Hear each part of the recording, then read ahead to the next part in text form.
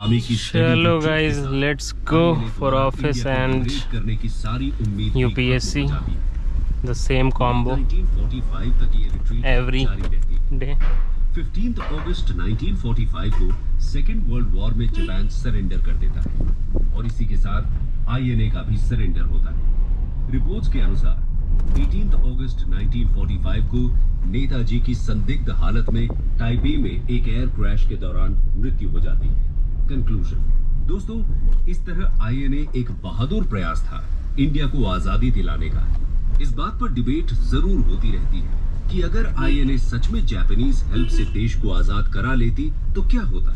कुछ लोगों का मानना है कि जापानीज इंपीरियलिज्म ब्रिटिश इंपीरियलिज्म से भी ज्यादा भयानक हो सकता था। तो क्या फिर सुभाष चंद्र बोस को एक और लड़ाई लड़नी पड़ती जापानीज को इंडिया से बाहर करने के लिए? शायद ऐसा हो सकता था, लेकिन आईएनए और जापान दोनों को ही मिलिट्री एडवेंचर्स में ब्रिटेन के खिलाफ सफलता नहीं मिलती।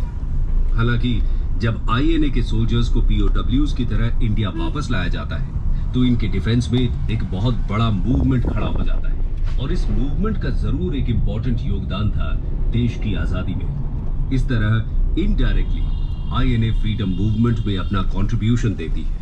इसके बारे में अपनी नेक्स्ट वीडियो में हम विस्तार से चर्चा करेंगे। रोड टू इंडिपेंडेंस दोस्तों, अपनी पिछली दो वीडियोस में हम सेकेंड वर्ल्ड वॉर के दौरान हुई इंडियन फ्रीडम स्ट्रगल की एक्टिविटीज को डिस्कस कर चुके हैं, जिसमें क्विट इंडिया मूवमेंट और इंडियन नेशनल आर्मी यानी आईएनए सबसे ज्यादा इंपॉर्टेंट कही जा सकती है। आज हम आगे बढ़ते हुए देखेंगे कि वर्ल्ड वॉर के खत्म होने के बाद क्या क्या घटनाएं घटित होती हैं। इस समय तक विश्व का और भारत का माहौल काफी बदल चुका था। इंपीरियलिस्ट फोर्सेस इंक्लूडिंग ब्रिटेन अब वीक हो चुकी थी और इंडिया में नेशनलिज्म की फीलिंग काफी डीप हो चुकी थी। इसी बैकग्राउंड को ध्यान में रखते हुए हम सबसे पहले बात करते हैं शिमला कॉन्फ्रेंस की। शिमला कॉन्फ्रेंस, वेवल ऑफर और शिमला कॉन्फ्रेंस। दोस्तों, अप्रैल 1945 में यूरोप में सेकेंड वर्ल्ड वॉर का एंड